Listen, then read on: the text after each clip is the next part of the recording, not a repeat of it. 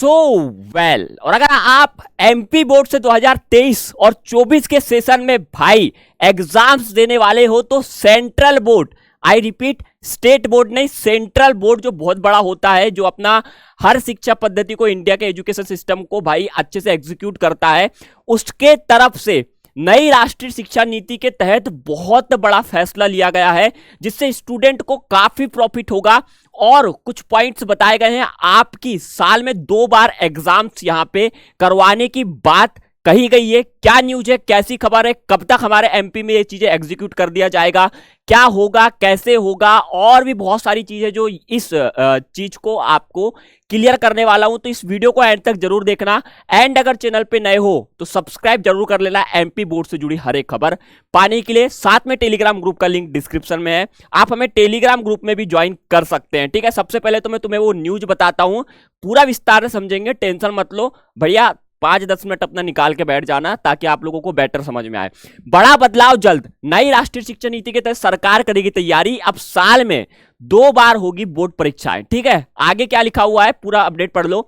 साल में एक बार होने वाली बोर्ड परीक्षाओं के पैटर्न में बड़ा बदलाव होने जा रहा है। नई राष्ट्रीय शिक्षा नीति को लेकर बुधवार को एक अहम बैठक के बाद केंद्रीय शिक्षा मंत्रालय ने बताया कि पूरे देश में बोर्ड परीक्षाएं अब साल में 2 बार होंगी। इस कदम से छात्र छात्राओं के अच्छे अंक हासिल करने का मौका मिलेगा।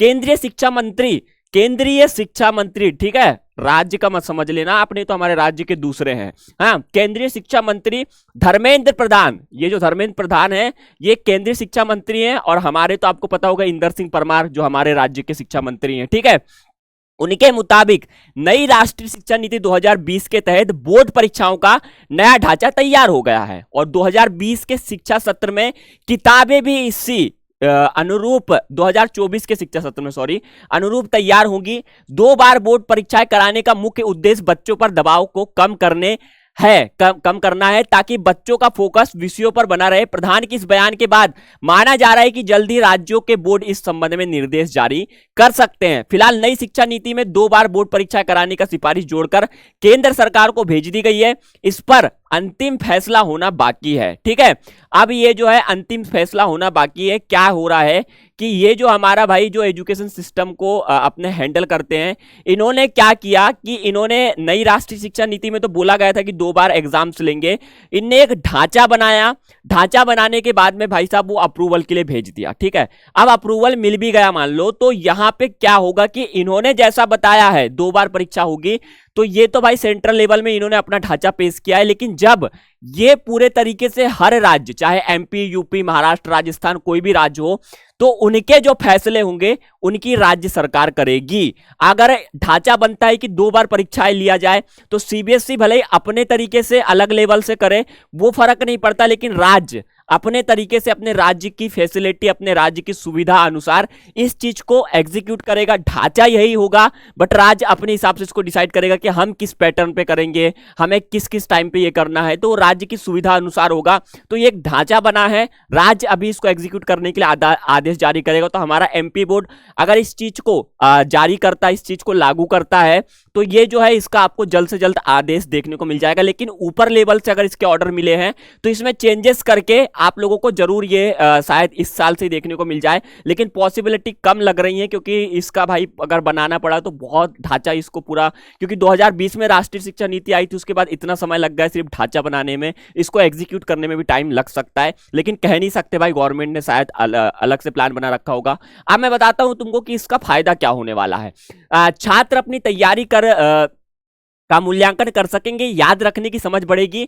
2 बार बोर्ड परीक्षाओं को लेकर कुछ तर्क भी दिए जा रहे हैं। इसके मुताबिक इससे बच्चे अपनी तैयारियों का मूल्यांकन खुद कर सकेंगे। उन्हें एक ही सब्जेक्ट या उससे जुड़े तथ्यों को साल भर याद रखने की जरूरत नहीं पड़ेगी, इसलिए किताबें भी तैयार कराई जा रही हैं।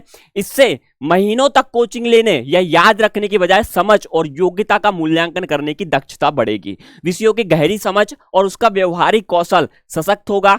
छात्र तब तक उस विषय की परीक्षा दे सकेंगे जिसमें वे अपना सर्वश्रेष्ठ नहीं दे पा रहे हैं। नए पैटर्न से उन्हें तैयारी की ज्यादा मौके मिलेंगे। ठीक है, अब क्या होगा कि यहाँ पे 2 भाषाएं पढ़नी होगी आपको। 11वीं 12वीं के बच्चों को पढ़नी होगी 2 भाषाएं, एक के बजाय 2 भाषाओं में पढ़ना सीखेंगे बच्चे। नए पाठ्यक्रम ढांचे में बताया गया है कि कक्षा 11वीं और 12वीं के बच्चों को 2 भाषाओं में पढ़ना होगा। इनमें एक भाषा भारतीय होगी। एक दृष्टिकोण न केवल भाषाई विविधता पर जोर देगा बल्कि राष्ट्र की समृद्ध संस्कृति विरासत को भी फैलाएगा। तो ये होगा। ठीक है, नए जो पाठ्यक्रम आएंगे उसमें क्या होगा कि नई शिक्षा नीति का करिकुलम तैयार कर केंद्र सरकार को सौंप दिया गया है। अभी राष्ट्रीय निरीक्षण समिति और पाठ्यक्रम समिति मूल इसकी जांच कर रही है। ये समिति कक्षा 3वीं से 12वीं तक के लिए 21वीं सदी की जरूरतों को अनुसार पाठ्यक्रम को अनुसार तय करेगा।